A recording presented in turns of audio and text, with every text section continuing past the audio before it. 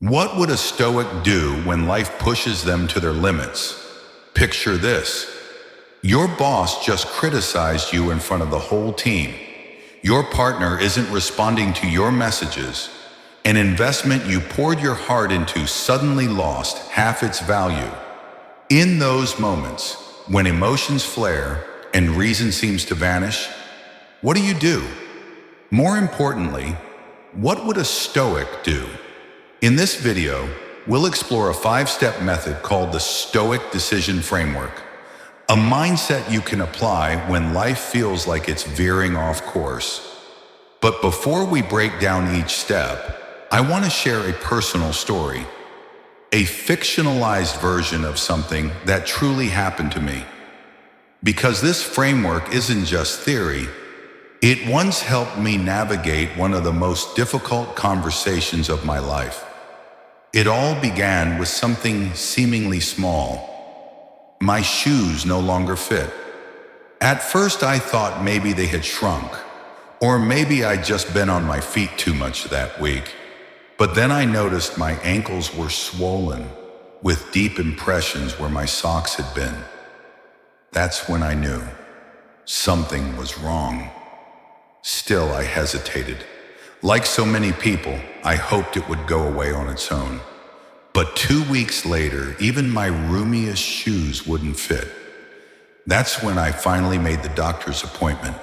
The moment he saw me, the doctor ordered a full set of tests, blood work, urine analysis, everything. When the results came back, he sat down with a serious look on his face.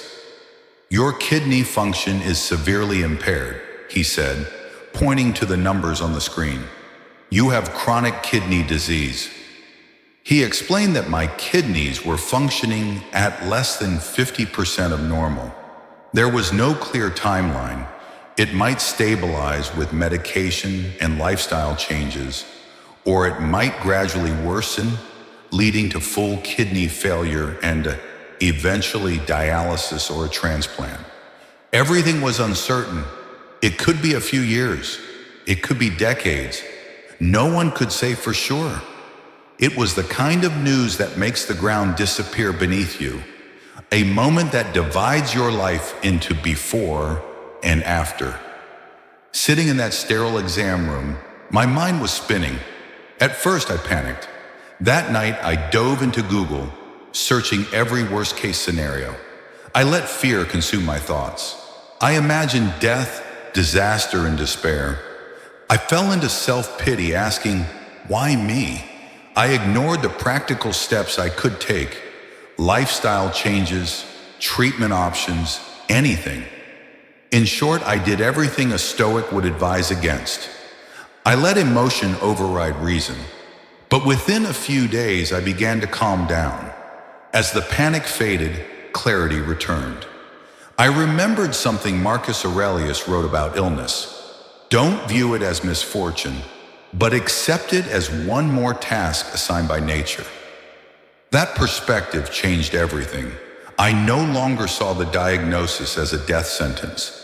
I started to see it as a challenge, something I needed to face with reason and dignity. I gave myself time to sit quietly with the truth, letting my rational mind take the lead. I stopped reading horror stories and began studying credible medical advice. Most importantly, I reminded myself, I can't control the disease, but I can control my response to it. So I made a plan. I changed my diet. I began exercising, not just for my body, but for my mental state. I followed the prescribed steroid treatment, a common therapy for kidney-related swelling, and it worked. My body stabilized. The swelling disappeared. To this day, I live with the knowledge that my health could decline again at any time. But so far, things have been steady, and it was Stoic principles that helped me hold on, stay grounded, and move forward. Now, I'd like to share with you the mental framework that helped me get through that crisis. It's called the Stoic Decision Framework, and it consists of 5 essential steps. 1. Name the challenge. 2. Identify what you can control. 3. Accept reality. 4. Define your duty. 5. Act with courage. Let's begin with the first step. After receiving difficult news and slowly regaining my composure, the first step I applied from the Stoic framework was this: name the challenge clearly and precisely. Most of us tend to react to adversity with vague emotional responses like, "This is awful," "I'm scared," or "I can't handle this." But these generalized emotions only add confusion to an already cloudy mind. To think clearly, we need to use specific and accurate language that activates the rational part of us. When you name a problem accurately, you begin to reclaim control over it. Think of how Marcus Aurelius dealt with things that stirred his emotions. He would break them down into their basic elements. When faced with luxurious food, he didn't see a delicacy. He saw a dead fish or a cooked bird. This wasn't about being dismissive, but about stripping away unnecessary enchantment so that emotions wouldn't control him. We can apply the same mindset to modern problems. Instead of saying, "My life is falling apart," name it for what it is. "I need to find enough money to fix my car." Instead of, "Everyone hates me," be specific. "I feel hurt because I wasn't invited to the lunch I was hoping to attend." Instead of saying, "I'm a failure," say honestly, "I didn't reach the goal I set for myself today." Naming the challenge precisely has 3 powerful effects. 1. It activates your rational mind and pulls you out of emotional reactivity. 2. It defines the scope of the issue. A clearly named challenge has boundaries. It's no longer an infinite, vague threat. 3. It creates psychological distance, allowing you to view the issue more objectively. The key is to use language that is honest but not catastrophic, accurate but not dismissive. Once you've named the challenge you're facing, you've built the foundation for every step that follows, because you can't address what you haven't clearly identified. Next step, identify what you can control. At the heart of Stoic philosophy lies one of Epictetus's most famous teachings. Some things are up to us and some things are not. When facing any situation, visualize 2 circles. The inner circle includes what you can control: your thoughts, actions, decisions, and reactions. The outer circle includes what you cannot control: other people's opinions, external events, the weather, the market, or someone else's emotions. But be careful. Sometimes the boundary between them isn't so clear. Certain situations require deeper reflection. For example, you can't control whether or not you get hired for a job, but you can control how well you prepare, your punctuality, your professionalism, and how you present yourself during the interview. In a relationship conflict, you can't control your partner's emotions or behavior, but you can control your words, your tone, and your own actions. When you break a situation down into what you can and can't control, you realize you're not entirely powerless. Even in what feels like a hopeless scenario, there are always elements you can influence.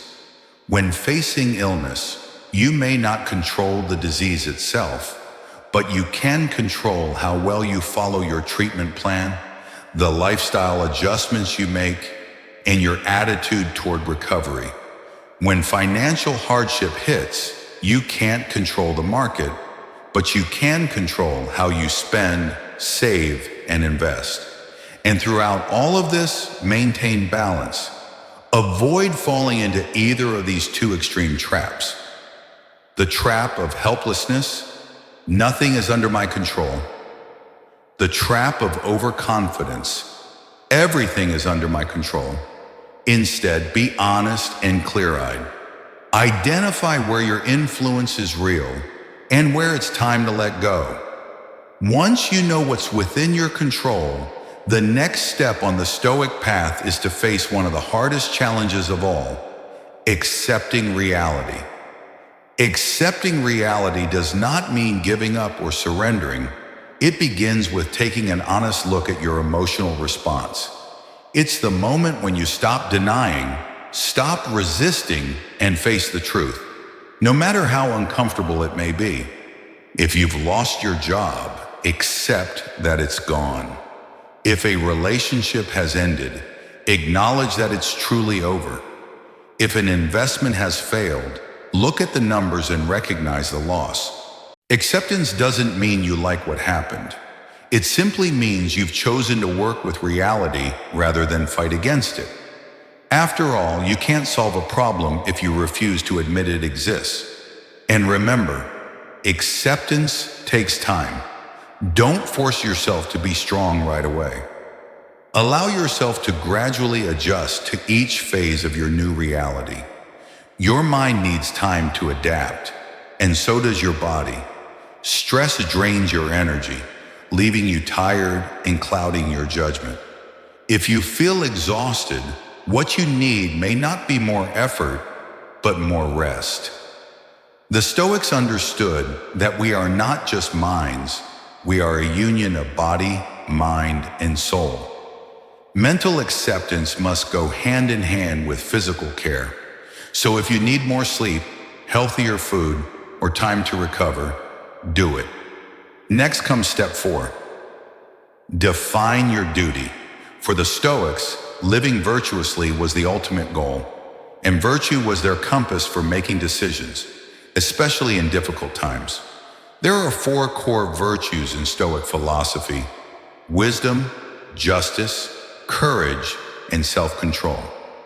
These values act as an internal compass, guiding you when everything around you feels uncertain. Ask yourself, what would a wise person do in this situation? What does justice require of me? Where must I show courage? How can I maintain self-control? Duty here doesn't mean social pressure. It's your internal commitment to your values. Who are you in this life? A parent? A teacher? A leader? A friend? Each role comes with its own set of responsibilities. Think of Marcus Aurelius, a Roman emperor and a philosopher. In his private writings, he constantly asked himself, how do I serve Rome without compromising my personal integrity? How do I lead without losing sight of my ideals as a human being? You can apply the same reflection to your own roles. Ask yourself, what does virtue demand of me today? Maybe it's having that tough conversation you've been avoiding. Maybe it's owning up to a mistake. Maybe it's pushing forward even when you feel like giving up. Duty isn't always what you want to do, but it's often what you know you need to do. When you define your duty clearly, you create a stable path forward. The outside world may be in chaos, but your responsibility remains your anchor. And that's exactly what the Stoics remind us. In the midst of disorder, stay true to yourself. Finally, act with courage.